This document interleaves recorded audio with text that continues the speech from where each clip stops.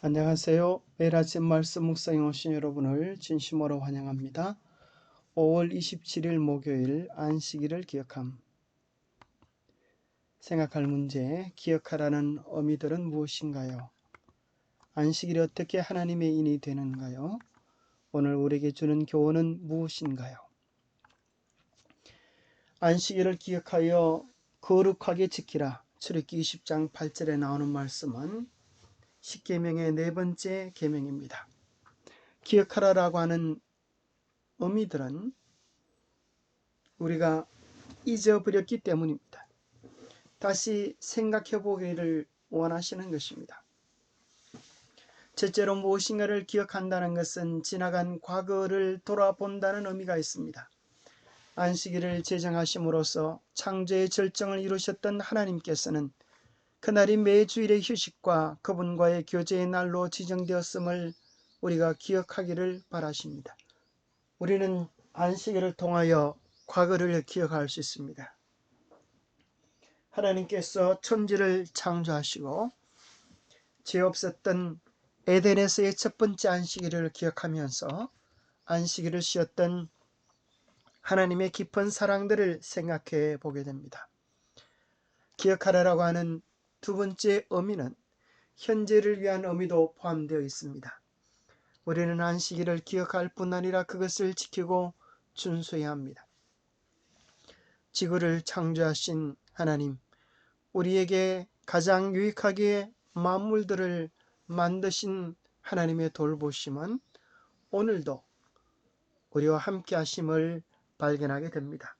그래서 현재 우리는 천년계 속에서 천지 만물들을 붙잡고 계시는 하나님의 사랑과 손길들을 통하여 하나님의 존재와 임재 돌보심을 생각할 수 있고, 또 우리를 죄악 가운데에서 새롭게 창조하시는 하나님의 창조의 능력을 천지 만물을 통하여 바라볼 수 있도록 하셨습니다. 뿐만 아니라 기억하라라고 하는 세 번째 의미는 우리를 미래로 향하게 해줍니다. 안식일을 기억하여 지키는 사람은 안식일의 주인으로부터 풍성하고 의미 있는 미래를 약속받게 됩니다. 그 사람은 주님 안에 거함으로써 언약 관계 속에 머물게 됩니다. 다시 말하지만 언약을 하나님과 인간 사이의 관계라는 측면에서 이해하게 될 때 그 관계를 강화해주는 안식일은 우리 삶에 보다 더 구체적인 중요성을 갖게 됩니다. 창세기 1장 2장은 창조이고 계시록 21장 22장은 재창조인 것입니다. 죄로 물들지 않도록 새롭게 창조하실 그날을 우리는 안식일 속에서 바라보며 누릴 수 있게 됩니다. 창조와 구속의 의미. 하나님의 백성들은 창조와 창조주를 기억함으로써 그분의 은혜로운 구원의 사역을 기억하게 됩니다. 창조와 재창조는 서로 깊은 관계를 가지고 있습니다. 창조는 재창조를 가능케 해줍니다. 안식일은 하나님이 세상의 창조시며 구원의 창시자이심을 말해주는 표징이 됩니다. 둘째로 우리는 이런 문제에 대해 생각해 보게 됩니다. 안식일이 어떻게 하나님의 인이 되는가? 우리나라 왕의 인장의 모습을 보고 계십니다. 이 왕의 인장에도 왕의 이름과 통치 영역이 나오는 것입니다. 마찬가지로 왕의 이름, 왕의 인장, 이 이러한 것이 나오듯 하나님의 인장에는 하나님의 이름과 하나님의 통치 영역이 나오는 것입니다. 그래서 인장은 주로 공식적인 국가 문서에 사용되어집니다. 이 도장을 어떤 문서에 찍냐에 따라서 때로 우리의 국가의 운명이 바뀌어지기도 하는 아주 중요한 도장인 것입니다. 안식일이 어떻게 하나님의 일이 될까요? 첫 번째는 안식일 속에 신성의 확인, 여호와라고 하는 이름과 그분의 주기가 나와 있습니다. 여호와는 창조주이시므로 고유한 권한을, 고유한 위치를 가지고 계십니다.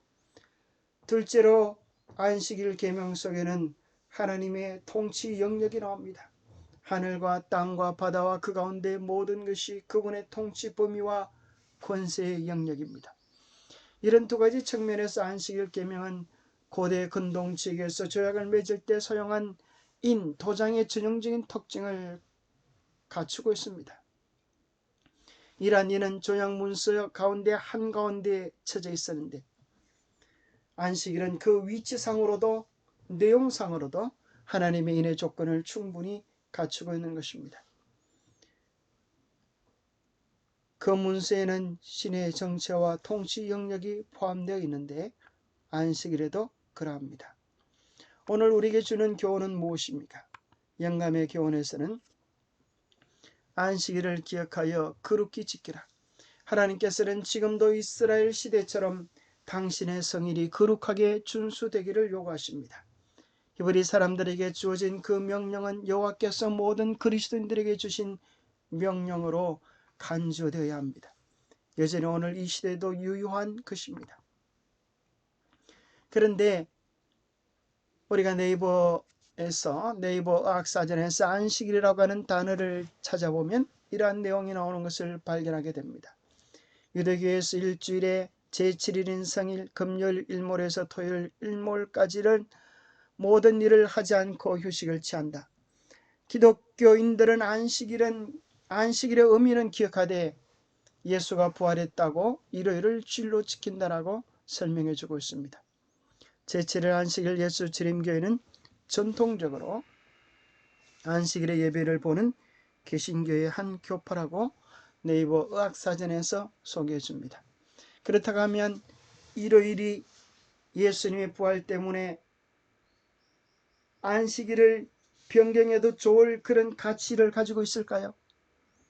거기에 대해서 우리는 정말 부활절이라고 하는 단어를 생각해 보면 그 내용의 충분한 사실을 발견하게 됩니다. 부활절이라고 하는 것은 몇 월 며칠일까요? 부활절은 매년 몇 월 며칠이 정해진 것이 아니라 매년 바뀌어집니다. 325년 니케아 공의에서 부활절의 날짜를 이렇게 정했습니다.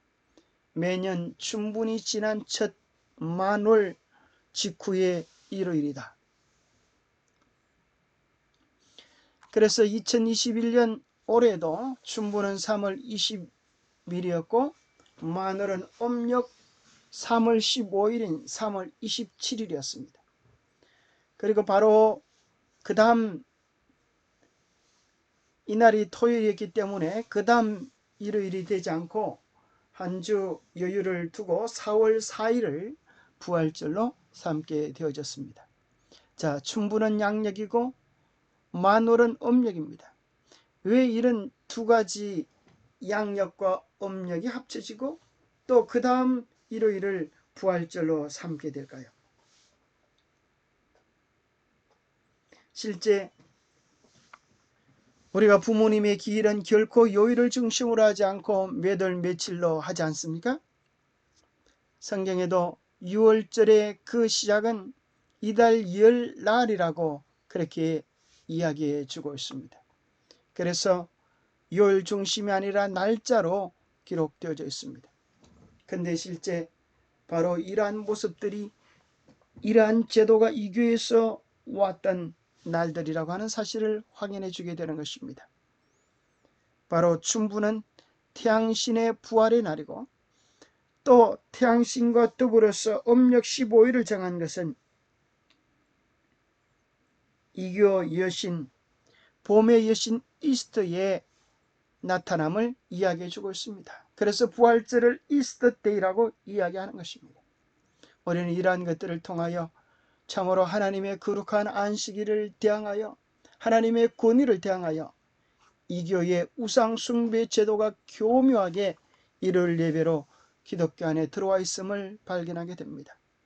하나님의 거룩한 인에 대항하여 사단이 교묘하게 만들어버린 이 거짓된 일요일 예배가 마지막 대쟁투 속에서 짐승의 표의 자리를 자리 잡게 될 것입니다.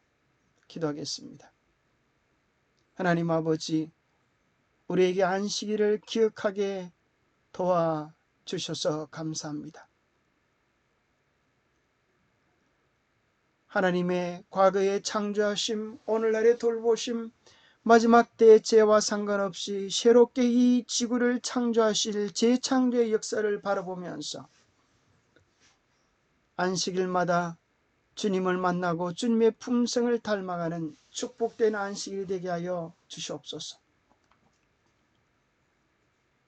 안식일을 단순히 날짜의 준수만이 되지 않게 하여 주시고 안식일의 중심 되시는 예수님을 만나고 주님을 닮아가는 그런 안식일이 되게 하여 주시옵소서. 안식일의 과거와 현재, 미래의 그 깊은 의미들을 우리가 먼저 경험하고 나눌 수 있는 축복의 통로가 되게 도와주시옵기를 우리 주 예수 그리스도로 모자하여 간절히 간구하옵나이다. 감사합니다.